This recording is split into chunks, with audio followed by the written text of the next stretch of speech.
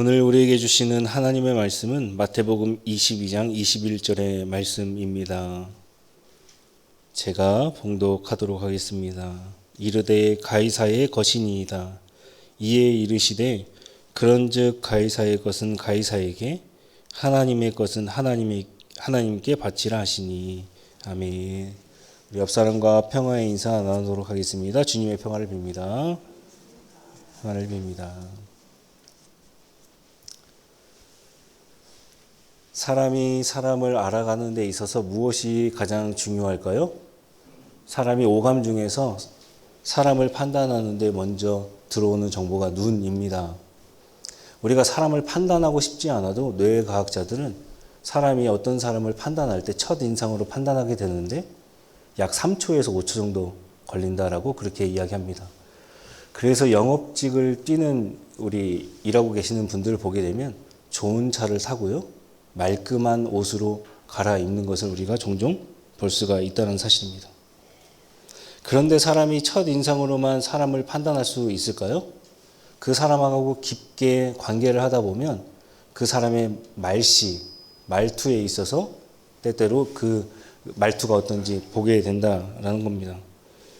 사람이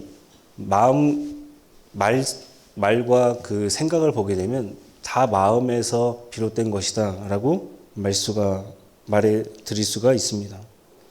말씨로 말해지는 말투 그리고 말에 담긴 내용들을 보면 그 사람이 어떠한 사람인가 우리는 알 수 있다는 겁니다. 어디 말씨만 그러겠습니까? 그 사람의 행동까지도 보아야 진정으로 그 사람을 알 수가 있다는 사실입니다. 정리하자면 누군가가 그 사람을 알기 위해서는 첫인상도 중요하고요. 말씨도 중요하고 더 깊게 관계를 하다 보면 그 사람의 행동이 어떠한지까지 보아야 그 사람을 알 수 있다는 사실입니다. 우리가 신앙생활을 함에 있어서 예수님께서 누구신가 알고 신앙생활을 하는 것과 모르고 신앙생활을 하는 것은 전혀 다른 이야기다라는 사실입니다. 오늘 말씀에서는 예수님의 말과 행동이 드러납니다. 그래서 오늘 말씀을 통해서 예수님은 어떤 분인가 두 가지 나누고 말씀을 마칠까 합니다. 첫 번째 예수님의 말입니다. 오늘 말씀 제가 다시 한번 읽어드리도록 하겠습니다. 21절의 말씀입니다. 이르되 가이사의 것이니이다. 이에 이르시되 그런즉 가이사의 것은 가이사에게 하나님의 것은 하나님에게 바치라 하시니. 로마가 이스라엘을 정복한 이후로 이스라엘 백성들은 계속해서 황제에게 세금을 바쳐야 했습니다. 14세 이상 되는 남자, 20세 이상 되는 여자는 한 데나리온은 무조건적으로 로마에게 세금을 바쳐야 했다는 사실입니다. 여러분들이 잘 아시는 한 데나리온 하루 품삯에 해당하는 돈입니다. 지금으로 따지면 약 한 20만 원 정도 될까요? 그러한 금액을 로마 황제에게 바쳐야 됐다는 겁니다. 이러한 세금은 반드시 이스라엘 동전이 아니라 로마의 동전 데나리온으로 바쳐야 됐는데 그 안에는 황제의 형상과 황제가 신의 아들이다라는 문구가 새겨져 있다는 겁니다. 하루에 일용할 양식을 먹기 힘든 사람들에게 한 데나리온, 하루에 품삯을 내라고 했으니 얼마나 그들의 삶이 고단했겠습니까? 황제에게 바쳤던 세금의 명목을 인두세에 그렇게 붙이게 되었는데 종이 주인에게 바치는 세금이다라는 뜻을 가지고 있습니다. 이스라엘 백성들에게 왕은 누구일까요? 하나님 한 분밖에 없다는 사실입니다. 율법에서 모세가 계속적으로 그렇게 설명해 왔다라는 것입니다. 사무엘 하를 보게 되면 이스라엘 백성들이 우리에게 왕을 세워달라. 그 왕은 인간 왕입니다. 하나님께서 사무엘에게 말씀하시죠. 이스라엘 백성들이 너를 버린 것이 아니라 나를 버렸다. 하나님께서 왕되심을 거절했다라는 사실입니다. 따라서 로마 황제에게 세금을 낸다면 로마 황제를 나의 주인, 나의 왕으로 모셔야 된다는 뜻이기에 이스라엘 백성들은 세금 내기를 때때로 거부했다는 사실입니다. 게다가 하나님께서 십계명에서 말씀해 주셨습니다. 십계명의 제2십계명이 무엇입니까? 어떤 형상도 만들지 말라라고 말씀하여 주셨다는 사실입니다. 그런데 그 동전에는 황제의 형상과 또 황제가 신의 아들이라는 문구가 새겨져 있어서 제2계명에 위배된다는 사실입니다. 황제의 얼굴이 그려져 있는 동전을 가지고 그것을 황제에게 드린다는 것은 마치 우상숭배와 같다라는 것입니다. 따라서 하나님을 믿는 사람들, 그 세금을 내지 않겠다라고 생각하는 사람들, 지도자들은 때때로 백성들에게 추앙을 받게 되었다는 사실입니다. 이러한 맥락에서 바리새인들이 예수님에게 시험합니다. 가이사에게 세금을 바치는 것이 옳은 것입니까? 아닙니까? 단답형으로 물어봤다는 사실입니다. 만약 맞다라고 한다면 예수님은 제2십계명에 위배된다라는 것이고, 그렇지 않다라고 한다면 반역죄가 씌워질 것이 분명했다는 사실입니다. 여기에 예수님의 지혜가 있습니다. 예, 아니요로 대답한 것이 아니라 황제의 것은 황제에게, 하나님의 것은 하나님에게 바쳐라, 그렇게 말씀해 주셨다라는 사실입니다. 바리새인들의 질문은 이것을 누구에게 바쳐야 됩니까? 라는 질문이었고, 예수님께서는 다시금 그 질문을 또 다른 질문으로 바꾸어 주십니다. 이것이 누구의 것인가? 라는 것으로 바꾸게 되었다는 사실입니다. 출발점이 다릅니다.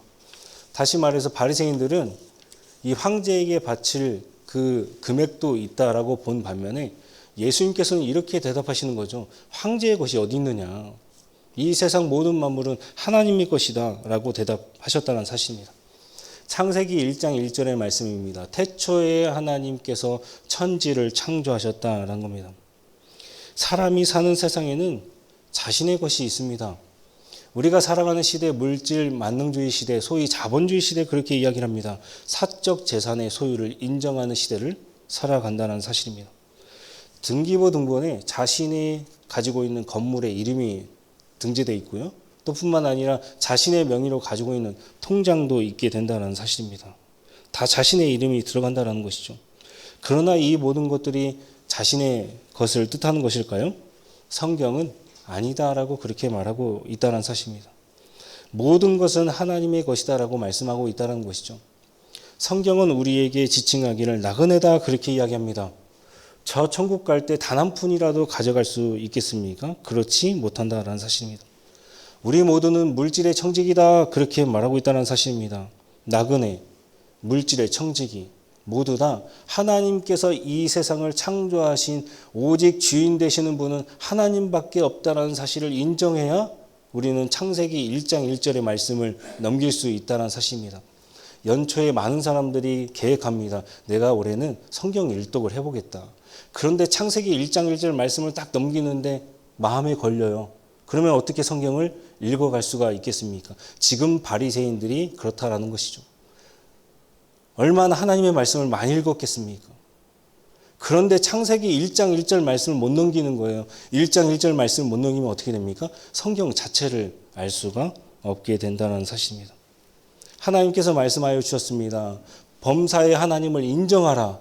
그리하면 내 길을 지도해 주시리라. 하나님을 인정해야 우리는 물질의 청지기, 나그네로 살아갈 수가 있다는 사실입니다.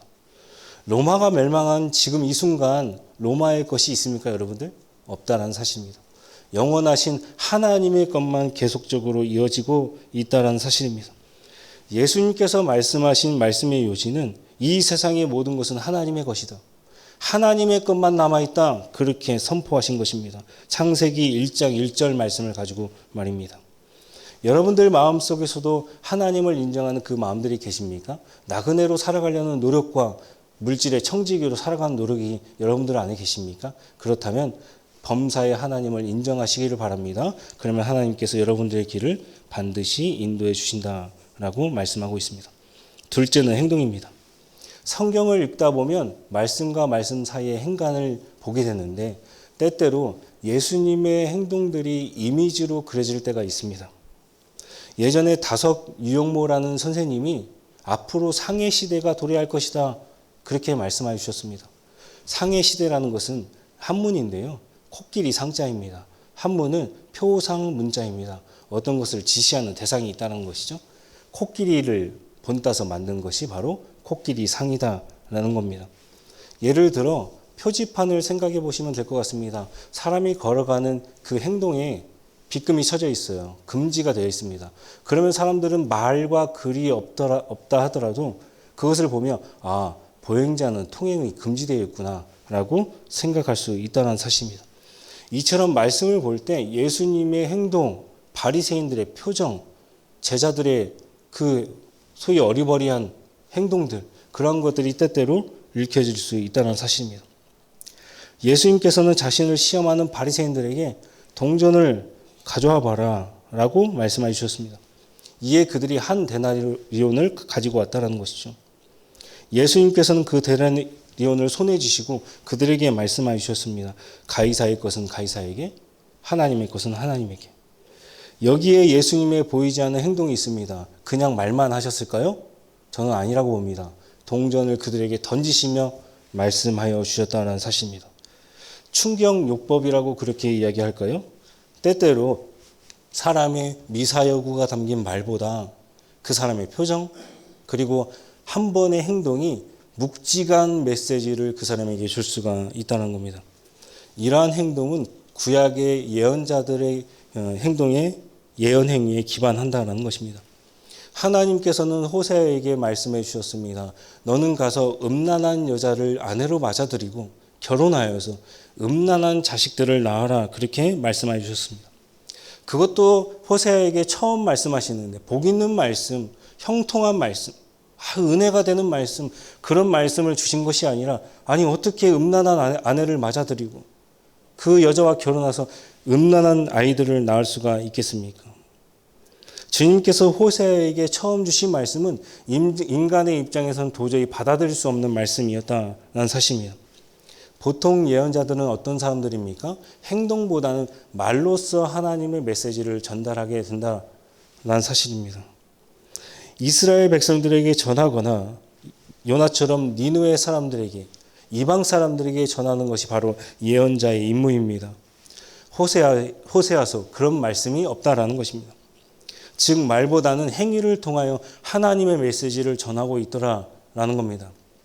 이사야가 3년 동안 벗은 몸으로 이스라엘 전역을 돌아다니게 되었습니다. 왜 돌아다녔을까요? 애굽이 아수르에 의해서 멸망당할 것이다. 그렇게 이야기했습니다.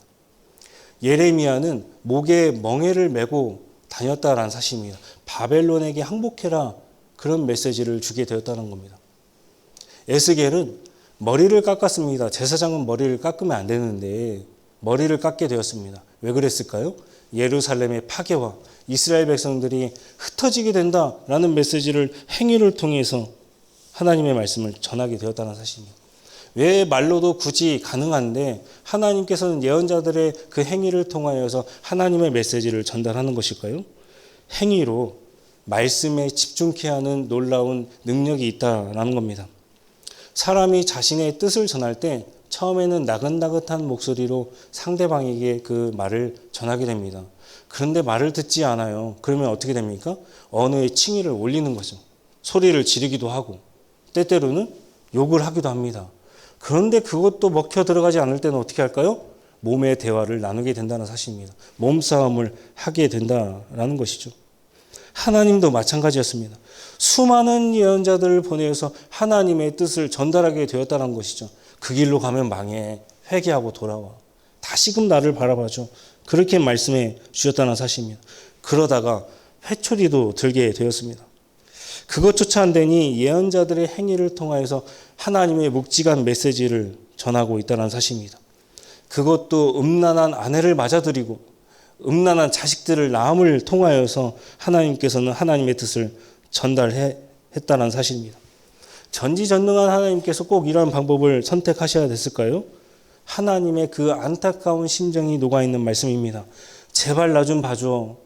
내 이야기 좀 들어줘. 라고 하는 주님의 말씀입니다. 예수님을 믿는 우리들 하나님의 백성이 되었고 주님의 자녀가 되었습니다. 그 자녀가 죄악된 길로 가고 있는데 어떻게 부모된 입장에서 가만히 내버려 둘 수가 있다는 사실입니까? 때로는 호세아처럼 하나님 아버지의 마음을 직접적으로 경험케 하여 주신다는 사실입니다. 마태복음 22장까지 계속해서 주님께서는 바리새인들과 논쟁을 통하여서 하나님의 메시지를 전했습니다.